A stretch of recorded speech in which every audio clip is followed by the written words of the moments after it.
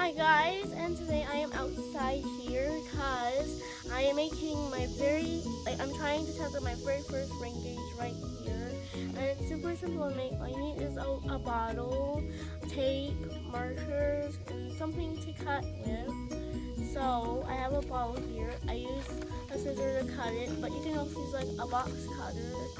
So when I cut it, I took this part of the bottle, I turned it upside down, and I put it here as well. I also used some tape. I taped it here. I used some clear tape so I can see the water go up, and then I also used some marker and I colored some numbers from 0 to 4 so it measures the water in inches. And then we're going to do an experiment to see how many inches of rain will fall in here.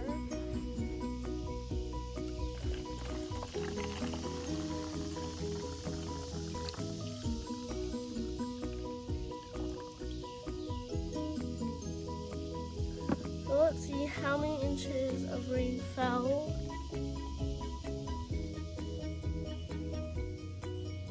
It almost went to 3 inches. I think it did halfway.